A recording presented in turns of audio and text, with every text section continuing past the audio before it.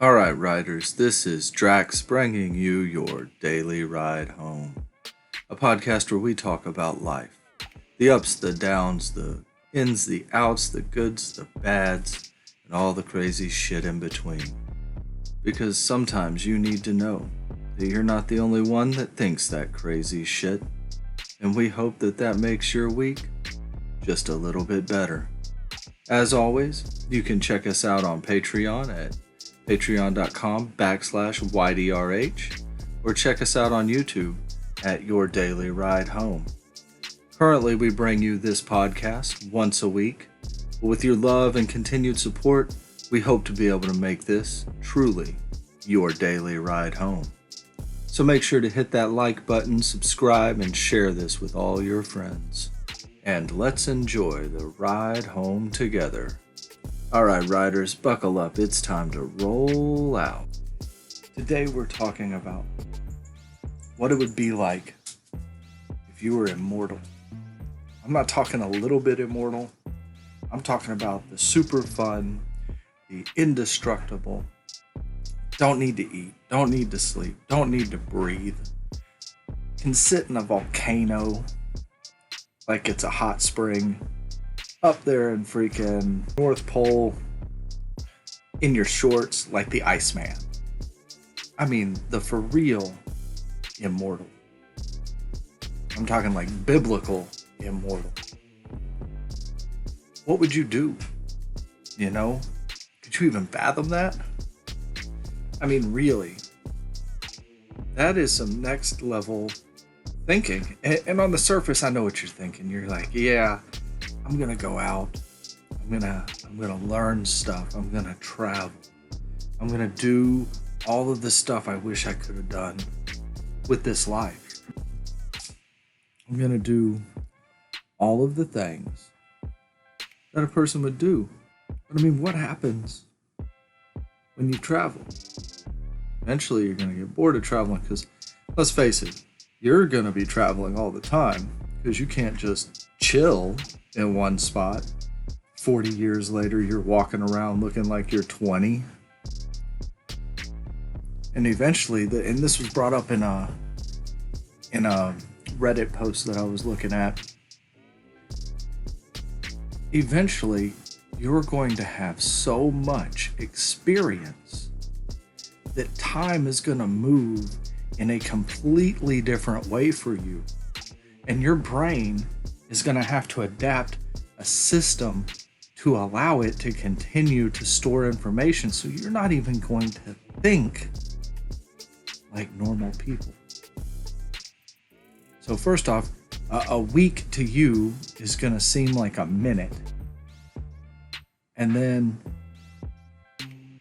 you're going to be stopping places for what seems like 30 minutes to you. And that's only going to get worse. Like, the more you exist, the faster time appears to move. And that's a truth, like, from a guy who, back when I was 10, Christmas, the 4 weeks that it took to get to Christmas seemed like forever. It was an eternity. I mean, just every day dragged on. And then you hit 30 and like Christmas is like, oh man, we're in December. Oh, it's Christmas, and you ain't even got all your Christmas shopping done. Now imagine you've been alive 1,000 years. I mean, you have a reference to where months are like days, and days are like hours. Now imagine you're at 5,000 years. Days are like seconds. Months are like minutes. Years are like days. Now what happens 10,000 years? 20,000 years? I mean, you see what I'm saying? Like, you basically would go to sleep for 100 years and not even consider that a bad thing. And then you've got people around you watching what you're doing. You can't let them know because what humanity fears what it doesn't understand. So if they find out that you aren't aging, you're going into a prison and they're going to be poking and prodding. And what did that show say? It's probing time. Because that's going to be what happens to you. But I mean, what would you do? Let's just think about the short term. Let's think about the first 100 years for a second. Could you imagine not killable? Now, given you got to take care of your body from 1 to 20 because, you know, your body stops aging at 20, where that's our hypothetical. So you don't want to be the short, fat, bald guy at 20. You're going to want to probably not eat the fries with the McDonald's shake. But what you might want to do is you might want to, you know, learn. Maybe you want to go travel. But in the first 100 years, what are you really doing? You're really accumulating the resources to be able to live the next 1,000 years. Good. One of the guys that was on one of the posts said he would grab antiques. And that's kind of weird because you don't know what's going to be an antique later, you know. A lot of people thought phones were going to be good. Not so much. But you could grab money, coins, different currencies from different parts of the world. I mean, you could grab really good furniture, high quality furniture. That stuff retains its value pretty good. Paintings. There's a lot of stuff you could grab.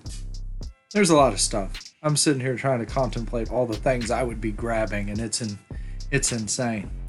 And it really boggles my mind sometimes to think about, like, what would I really grab? And then, I mean, after you've acquired your wealth, and you can go do whatever you want. I mean, are you the guy that goes after all the women? Jumping from country to country, just exploring the different cultures? Or do you refine yourself? Do you go to schools and learn? Or do you invest? You get into different companies on the ground level, giving them money, a little bit of guidance. I mean, after 100 years of living, if you're paying attention to certain things, you are a freaking master at that thing. I mean, imagine, if you will, 100 years of watching the stock market. 100 years of perusing over the last 1,000 years of trades and investments. If you spent 100 years doing that and you only spent a few hours a day, that's 109,500 hours that you could have invested into knowing how something works. And it doesn't have to be the stock market. I mean, imagine 100 years of learning the different types of architecture. Imagine 100 years of learning about lost societies, lost civilizations. Imagine 100 years of studying over old shipping records where ships were lost. Or imagine 100 years of building stuff, making computers, making computer softwares. Could you imagine what type of coding you could do with 100 years to learn about coding? You would be the pinnacle of that in particular trade. And the problem with it is you couldn't let yourself become famous. Because if anybody actually puts you on the cover of something, 50 years from now, you're in 150 years and they're like, hey, you're the exact same guy that was in this picture. So you got to do all of this super covert. 100 years of learning how to hide your tracks. Trying to get around smartphones, CCTV, Big Brother taking pictures of you.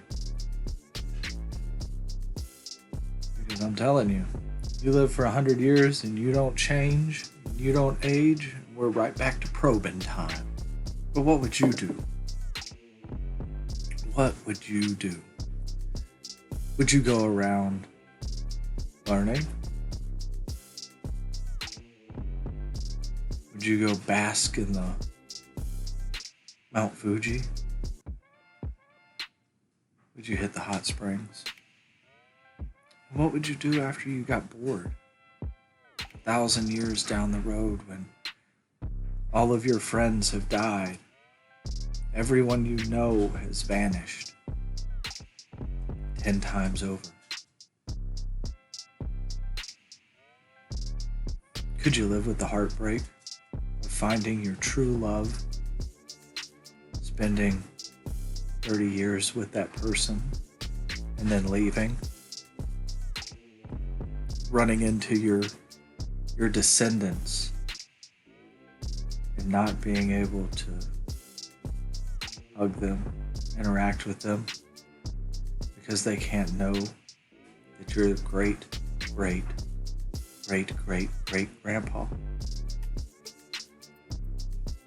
Could you deal with the psychological stress of living that long and losing that much over and over and over again?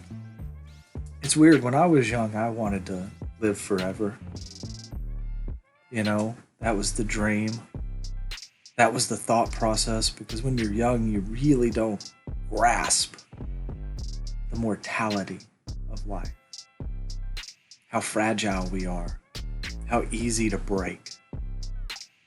But as you get older, and stuff doesn't work quite the same way that it used to, you start understanding your mortality. You start looking around like, I can't lift that stuff I used to lift. When I get up on a ladder, I'm a little bit wobblier. Is that even a word, wobblier? I'm a little bit wobblier, yeah. Anyway, when I get on a ladder, it doesn't stay straight. You know what I mean? I shake a little. It's a different existence.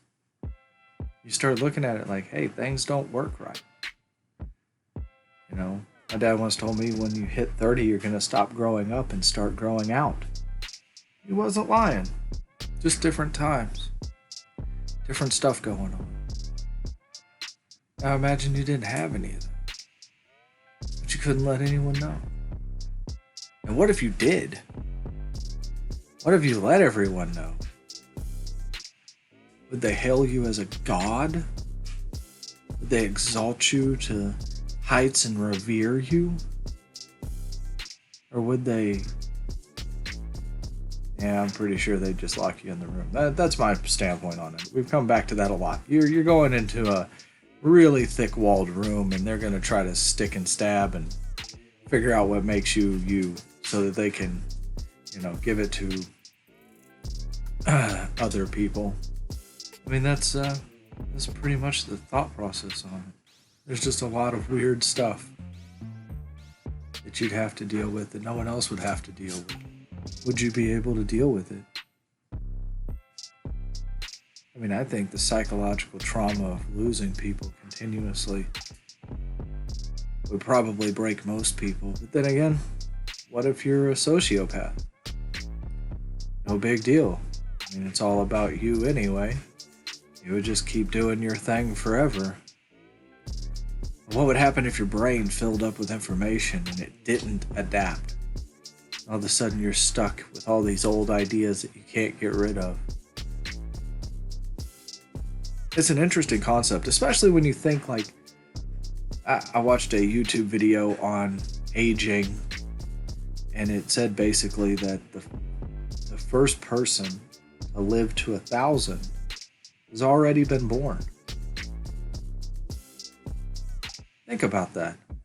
And right now we push 100, 120, and you're freaking... Have you ever looked at someone that's in their 80s? Like, ain't no one want to be around an 80. It's bad.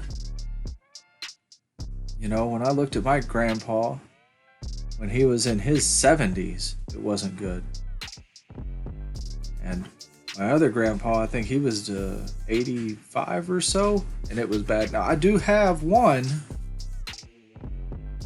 that he's 70, and that dude still goes out freaking coon hunting. You know, he's got a pack of dogs, and this fool hikes out and chases these dogs all night while they chase raccoons. But that's the exception. Most people, when they hit their 80s, man, they're done. They're over. They don't want to be here no more. The only thing keeping them is the fear of death and not wanting to leave the family. Now, what if you were immortal but you couldn't have kids? So it's just, meet a chick, be with her for however long you're going to be with her, then you leave. She doesn't have no kids. I think it's weird because some women say they don't want kids, but almost all of them do. At some point, they're going to want them. It's biological imperative. It's like guys. Those guys don't want kids, especially when they're younger, but they do want to fuck. Anyway, I just thought I'd bring up a pretty cool topic. What would you do if you were immortal? And then, what would you do if you were immortal, but it was just aging? Like, you just didn't age. So like a piano dropped on your head still killed you. Falling out of a car, you could still go potato. That would be freaking weird. I'm immortal. I'm the immortal potato. Dude never ages, but he never wakes up. Or what if you were immortal, but it was just a coma? So like you were living all these lives. Have you ever done that? Have you ever lived a dream? It feels like you lived 40 or 50 years and then popped out of it and you're like, whoa, I'm back here. What happened to this? I heard a thing about a guy who was in a coma, and literally when he woke up, he went into a super depression because he had been dreaming for the past 10 years or whatever that, he had a wife, 2 kids, car, job. He was living a life inside the dream. And when he come out, he didn't understand where his wife and kids were. They had to explain to him that, hey, that was a dream. Imagine if you were immortal, but it was really you were just in a coma. Freaking trippy. What would you do with that? Go from being immortal to mortal again. That would freaking trip some people out. Anyway, those are my thoughts on it. This is your daily ride home. And we'll see you on the next one.